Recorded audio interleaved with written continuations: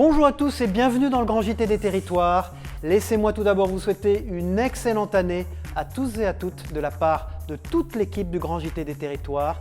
Que cette année soit belle et heureuse pour chacun de vous. Ouverte malgré tout.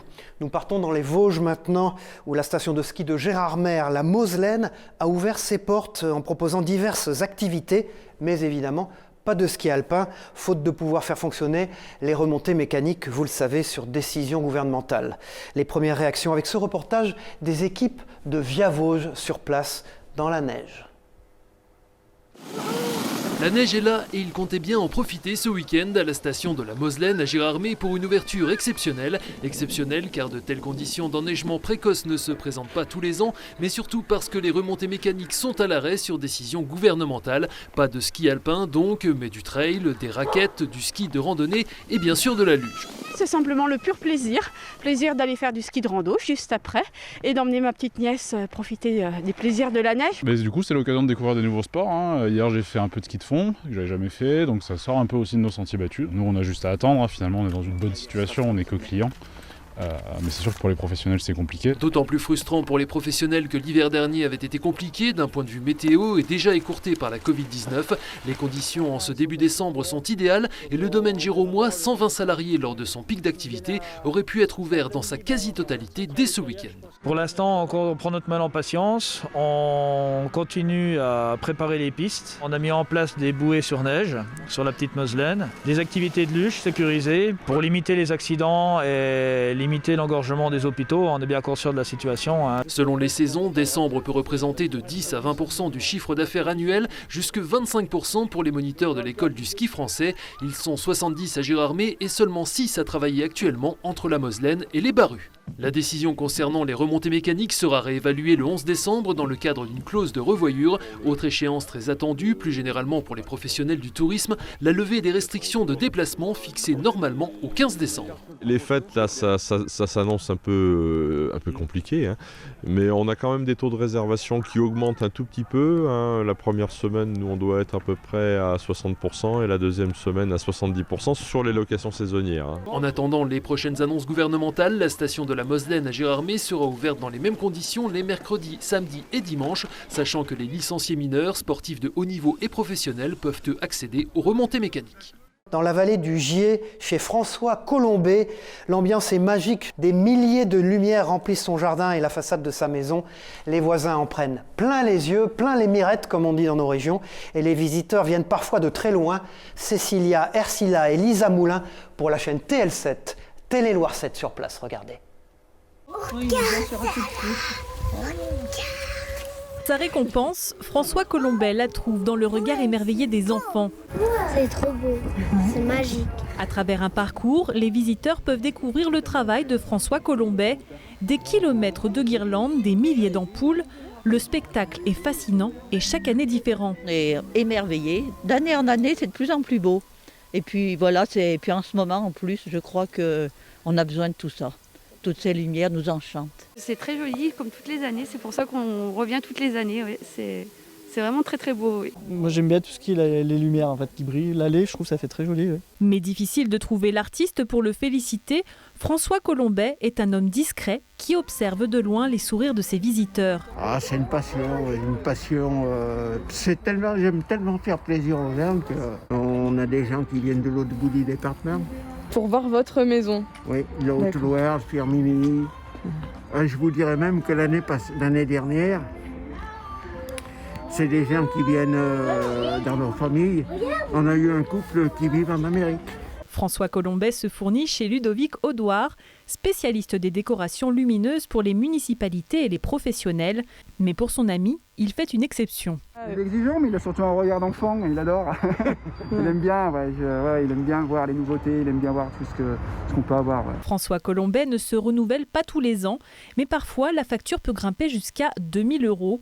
Un investissement qui le place presque au rang des animations officielles de la commune. Ça se sait très bien dans la vallée et les gens circulent et viennent voir avec plaisir cette décoration. Ce sont le genre d'animations qui nous plaisent bien et que les gens ont envie de vivre de plus en plus. Le maire de l'Orme pourrait bien donner un coup de pouce à François Colombet pour les prochaines éditions. Une chose est sûre, ici, c'est un peu lui, le Père Noël. Merci. Nous partons pour la Corse maintenant avec une idée pour vos cadeaux faits maison. La boutique Atelier Instant Création met à l'honneur la récupération et l'imagination. C'est l'idée de cet atelier, transmettre un savoir-faire et favoriser la création plutôt que des achats aseptisés sur Amazon. Le commerce de proximité, la relation client font partie des arguments de cet établissement qui tient autant au commerce qu'à la formation. Un reportage à l'île Rousse de nos confrères de Via Télépaésé sur place. Le concept de départ, c'est de créer un lieu de création pour tout le monde, enfants et adultes, et avoir un lieu de partage autour de la création. C'est un lieu de vie pour nous, donc on l'a conçu avec un espace boutique et puis cet espace dans lequel on se trouve de l'atelier. Qu'est-ce que vous faites dans cette boutique ? On fait de la vente, évidemment, de tout ce qui est matériel de beaux-arts, les arts graphiques et puis les loisirs créatifs. Je suis architecte d'intérieur de métier. La déco, c'est mon truc, je suis tombée dedans très tôt. Et puis j'ai toujours aimé aussi créer de mes mains et je pense que c'est un épanouissement personnel et pour tout le monde. Et aussi c'est un lieu d'échange. Votre atelier, c'est aussi une façon un peu de transmettre ce fait main. J'aime beaucoup m'entourer d'enfants et même d'adultes qui ont la même passion que moi. Et je trouve que l'éveil artistique des enfants, c'est beau à voir, quoi. C'est beau à vivre. Moi, j'aime bien faire toucher à tout. On a pu faire des tableaux sur le thème de la mer, on a fait un peu de couture avec un sac, un pliage pour aller faire les courses. On peut faire de la résine pour expérimenter un petit peu ce que ça fait, le coulage dans des moules. Ça fait quelque temps maintenant qu'il y a cette tendance du DIY, qu'on appelle le fait maison. Comment vous pouvez l'expliquer ? C'est peut-être un contre-courant de tout ce qui est numérique. Et puis il y a aussi tout le côté récup. Qu'est-ce que vous voulez mettre en valeur dans cette boutique ? C'est un peu la caverne d'Ali Baba. Et moi, ce que j'aime aussi dans ma boutique, c'est apporter beaucoup de conseils. C'est ça l'avantage d'un commerce de proximité. C'est le conseil. Sinon, sur Amazon. C'est pour ça qu'on existe. Je suis une passionnée de tout ce qui est créatif, en fait. Donc, j'aime bien le transmettre. Je trouve que c'est chouette. Bonjour Guillaume Fischer, merci d'être l'invité du Grand JT des Territoires en duplex de Tours. Vous avez écrit un livre et c'est pour ça que vous êtes avec nous aujourd'hui chez Food Édition. Ce livre s'appelle 100 marques cultes, Label France. Eh bien, c'est l'histoire de l'apéritif du Bonnet ou des cachous La Jaunie ou bien des Deux Chevaux ou bien du Bebop ou du Minitel. Toutes ces marques qui ont fait la France avec souvent une certaine nostalgie. Alors pourquoi cette idée de livre ? Comment cela vous est-il venu, Guillaume Fischer ? En fait, l'idée de ce livre, c'était de rendre hommage en fait, au savoir-faire français qui, depuis 1850, ont inventé des marques absolument géniales, du canoë pneumatique Zodiac à la 4L Renault. Enfin, voilà, c'était un petit peu un hommage au savoir-faire français, Cyril. Au fond, Guillaume Fischer, il s'agit du Made in France avant que ce soit à la mode. Alors effectivement, le Made in France qui est revenu en grâce avec le Covid et la crise sanitaire, ces marques montrent bien que le concept existe depuis des décennies. Alors on le voit dans ce livre, des marques ont totalement disparu et puis d'autres sont toujours bien vivaces. Comment vous expliquez que certaines sont encore présentes dans notre quotidien et d'autres, eh bien, on ne les voit plus du tout ? Une marque, pour qu'elle soit résiliente et qu'elle reste, elle doit réussir à passer l'air du temps. Alors que ce soit en termes de design, que ce soit en termes de technique, pour passer les siècles, il doit y avoir également la qualité de la marque, la remise en cause, le renouvellement, et celles qui effectivement ont disparu, souvent, elles ont été victimes un petit peu, pas d'archaïsme, mais enfin en tout cas d'immobilisme.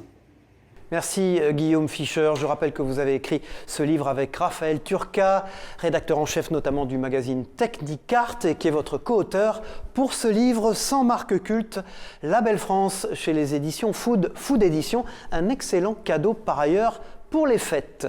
Merci beaucoup Cyril. Cette belle histoire maintenant, qui pourrait être une histoire de Noël, en tout cas elle pourrait donner le sourire à beaucoup.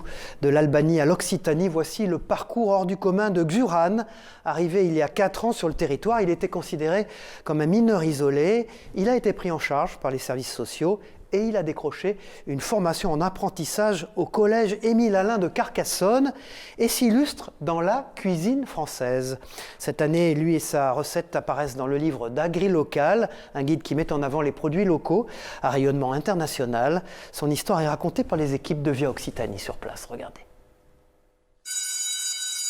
Comme chaque mercredi à l'heure du repas, le réfectoire du collège Émile Alain à Carcassonne est vide. Pourtant en cuisine, on s'active. Application pratique donc du menu CFA de la semaine. Le chef cuistot Jean-Jacques et ses 3 employés s'apprêtent à faire un exercice de dressage de plats. Le principal intéressé, c'est lui, Julian. Il a 20 ans, il est en apprentissage dans cet établissement depuis 3 ans. Pourtant, rien ne prédestinait ce jeune Albanais à être ici aujourd'hui. Je suis arrivé en France en 2016. J'avais 16 ans et demi. En Albanie, ça se passait pas trop bien avec la famille. Du coup, je me suis barré. Arrivé en France, l'adolescent obtient le statut de mineur non accompagné. Un statut dont bénéficient automatiquement les mineurs étrangers isolés présents sur le territoire. Pris en charge par un service de l'aide sociale à l'enfance, il finit par atterrir à Carcassonne. Je suis arrivé, j'étais accueilli par le conseil départemental de l'Aude. Après, on m'a proposé un contrat, une formation de cuisine. J'ai fait un mois de stage au collège de Bram et le chef de Bram, il m'a proposé un contrat d'apprentissage. Je ne me suis pas arrêté. Maintenant, tu vas tamponner délicatement de sucre glace.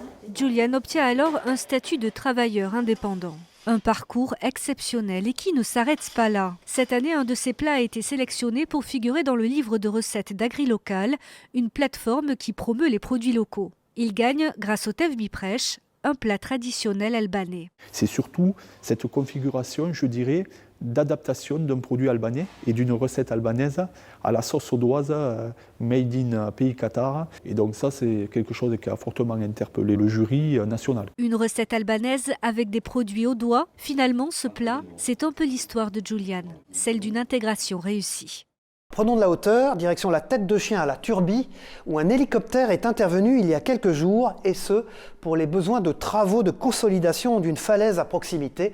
Ce sont des images de nos confrères sur place de Monaco Info, un reportage de Sandrine Nègre et d'Alexandra Paolini. Nous sommes à quelques pas de l'observatoire situé à la Turbie. Ici, le panorama est magnifique, une vue imprenable sur la principauté. C'est aussi l'endroit qui a été choisi pour permettre à cet hélicoptère de se poser. Une opération délicate, la participation de cet hélicoptère, une condition sine qua non. Alors aujourd'hui, ont été réalisées les opérations d'héliportage pour pouvoir amener le matériel nécessaire donc, aux travaux de réhabilitation des confortements, donc des confortements existants de la falaise du Botugan. On est actuellement sur la Tête de Chien et une centaine de mètres en contrebas, on va trouver la falaise du Botugan. Donc falaise qui domine à la fois la moyenne corniche et la sortie du tunnel Régnier 3, donc le tunnel qui assure la liaison entre Monaco et la France dans le sens sortant. Une falaise qui, dans les années 90, a été équipée de 62 ouvrages de confortement pour prévenir les chutes de pierre et maintenir ainsi la sécurité sur la moyenne corniche. D'ici la fin de l'année, on va commencer à conforter certains blocs, c'est-à-dire on va poser des câbles et forer les rochers en profondeur pour enfiler des barres qu'on appelle des crayons, des boulons d'ancrage, qui sont des barres assez longues, entre 4 et 5 mètres. Pour stabiliser ces anciens ancrages qui sont maintenant trop vieux, trop anciens. Et ensuite, en janvier, on va transporter un autre compresseur beaucoup plus gros qui va nous permettre, avec une autre machine qui est bien plus grosse que celle qu'on va utiliser maintenant, c'est un T21, ça s'appelle, c'est une espèce de marteau-piqueur, mais auquel on rallonge des tiges pour forer la roche. Et tandis qu'en janvier, on va avoir une autre machine qui, elle, va forer plus profond aussi. Et qui permettra ainsi la pose de barres de plus gros diamètre. Nous suivrons d'ailleurs cette étape afin de mesurer la dimension acrobatique de ce type de travaux. Nous partons maintenant dans la rubrique Éco-région pour la Charente-Maritime, dans ce grand JT des territoires, à la rencontre d'une société qui s'appelle Shark Industries, une société spécialisée dans les robots industriels. Michel Picot, bonjour, vous nous en dites plus sur cette PME très made in France qui commence à rayonner dans le monde et même jusque dans l'espace. Bonjour Cyril, bonjour à toutes et à tous. Shark Robotics a été créé en 2016. Ils sont installés à 2 pas de La Rochelle et c'est là qu'ils fabriquent entièrement leurs robots industriels jusqu'à la batterie. Mission de leurs robots, éloigner l'homme des zones à risque. On les trouve donc dans les domaines de la sécurité, de la défense, de l'industrie, de l'énergie et du nucléaire. Et plus surprenant, en 2016, lors de l'incendie de Notre-Dame de Paris, c'est leur robot pompier qui est entré seul dans le monument en flammes où la température a atteint les 800 degrés. 10 heures d'intervention pour ce robot qui ont permis notamment d'éviter l'effondrement de la cathédrale et de sauvegarder de nombreuses œuvres d'art grâce aux frappes chirurgicales du robot, à savoir la détection rapide des points chauds avec sa caméra thermique et du refroidissement avec un canon à eau, et le robot est ressorti intact. En 2020, ils décident d'adapter leur robot pour en faire un robot de décontamination capable de micro-pulvériser des solutions désinfectantes sur 20 000 m² de surface en seulement 3 heures. Enfin, et ce n'est pas fini, la PME française a été contactée par l'américain Boston Dynamics, leader incontesté de la robotique mondiale, pour un partenariat technologique toujours dans le cadre de la lutte contre la Covid-19. Shark Robotics, 40 personnes, a donc fait son entrée sur le marché américain et envisage désormais d'envoyer certains de ces robots pour des missions dans l'espace. Qui a dit que nous n'avions pas des talents dans nos territoires ? Merci Michel Picot. Nous vous retrouvons dans une prochaine édition du Grand JT des territoires pour nous présenter des entreprises qui font rayonner le savoir-faire français. C'est un véritable trésor que nous allons vous présenter maintenant, un véritable trésor caché, le manoir de Verdigné à Avesnes, en Saunois, dans la Sarthe. Ces bâtiments qui tombaient en ruine sont restaurés par 2 frères propriétaires des lieux. Récemment, d'ailleurs, le toit du manoir a été reconstruit à l'identique, vous allez le voir. Il est d'une forme très rare, un dôme impérial qui a valu au maître charpentier qui l'a restitué d'être lauréat national du concours Atelier d'Art de France. Un reportage d'Hélène Galliana sur place pour Via LMTV Sarthe.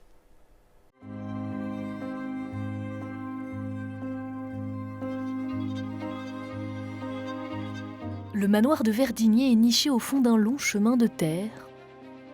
Encore protégé par ses douves, l'édifice trône ici depuis plus de 500 ans. Une des caractéristiques de cet ensemble, c'est que c'est un site fortifié avec une architecture de Philibert Delorme. C'est donc un site très très intéressant au point de vue culturel. Car imaginez, à l'époque, c'est par un pont-levis que l'on pénétrait à l'intérieur du site. Et si l'on n'était pas invité, c'étaient les meurtrières qui se chargeaient de l'accueil. Le site, abandonné plusieurs décennies, est en travaux depuis bientôt 14 ans. Une restauration longue, menée par Stéphane Leroux. Il a restauré à l'identique un dôme impérial sur l'une des bâtisses.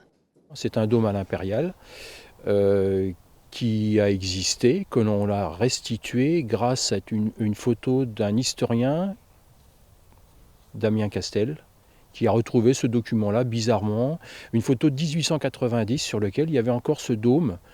Et de ce fait, messieurs Gagnon ont décidé de restituer ce dôme-là. Un ouvrage qui a permis au charpentier d'être récompensé pour son travail.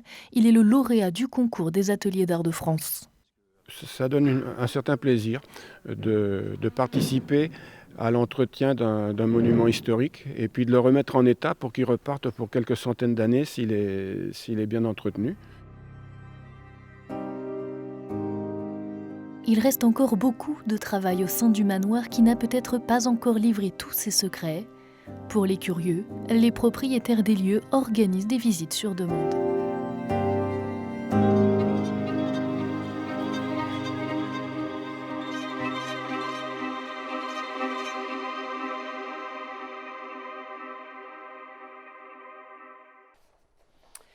Voilà, Noël, c'est aussi parfois le moment de rêver un peu. Nous partons à Lorient pour un voyage long cours qui va vous faire rêver.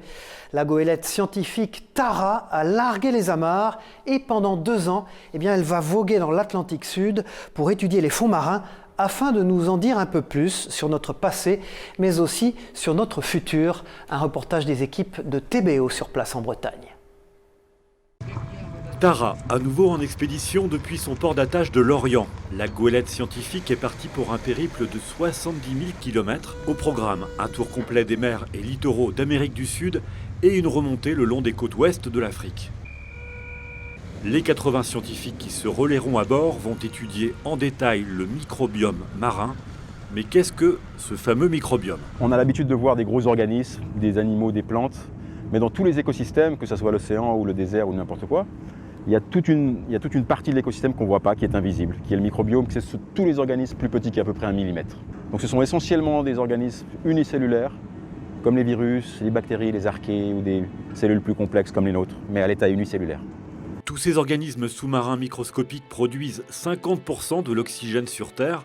Leur étude précise sur les différents lieux de la planète va permettre de mesurer leur état de santé et du coup, celui du monde. On va comprendre en fait comment l'écosystème océan peut résister ou s'effondrer par rapport à des changements climatiques. On va comprendre jusqu'où on peut aller en fait et les barrières qu'on ne devrait pas dépasser pour maintenir un océan en bonne santé et une planète habitable. C'est passionnant par définition parce que c'est le monde de l'invisible. Surtout, c'est de voir un peu quel impact vont avoir le réchauffement, quel impact à la pollution, les microplastiques notamment, sur ce microbiome qui a un rôle essentiel à jouer sur la planète. Après son retour à Lorient dans 1 an et demi, 2 ans, il faudra encore patienter pour analyser les échantillons microscopiques récoltés et en savoir donc beaucoup plus sur l'état de notre planète. Peut-être l'arme du futur pour venir à bout de la Covid-19. Son nom, Humana, et elle nous vient de Bretagne. C'est une peinture de revêtement intérieur antibactérienne qui a été testée contre le coronavirus et les résultats sont tombés. 90% du virus serait détruit en 3 minutes, un peu comme le gel hydroalcoolique que nous mettons sur nos mains. Direction les Côtes d'Armor pour tous les détails avec nos partenaires de TVR sur place à Rennes. Avec son siège social installé à Saint-Pern en Ille-et-Vilaine et ses ateliers à Plouanne dans les Côtes d'Armor, la société Armor Habitat distribue en France depuis 11 ans une peinture de revêtement intérieur antibactérienne fabriquée en Italie. À l'aune du Covid-19, le produit a été testé en laboratoire en y déposant la souche du coronavirus. Le résultat est tombé au mois d'octobre. Le laboratoire en fait indique que dans les 3 premières minutes, 90% de l'ADN du virus est détruit et dans les 15 premières minutes, 100% de l'ADN est détruit. Donc il ne reste plus rien au bout de 15 minutes. Ce qui veut dire que l'on a un effet actif très important et que l'on... À l'identique des gels hydroalcooliques, on peut dire que l'on est là dans une réduction de la transmission du virus par voie de contact dans tous les lieux publics, dans toutes les salles d'attente des médecins ou des professions libérales, dans les hôpitaux, les EHPAD, les écoles, les crèches. Bien évidemment, cette peinture peut avoir un effet très intéressant sur la propagation du virus. Pour obtenir de tels résultats, le principe actif de cette peinture intitulée Humana est protégé par un brevet qui intègre des nanomatériaux infiniment petits. Les produits actifs contenus dans la peinture qui vont tuer effectivement ces virus sont issus d'une réaction avec des matières qui sont plutôt des matières minérales qui vont réagir avec la lumière. Donc la lumière, ce sont des produits ce qu'on appelle photocatalytiques. Un petit peu comme certains composants électroniques aujourd'hui peuvent réagir en produisant de l'électricité avec de la lumière, comme les panneaux photovoltaïques.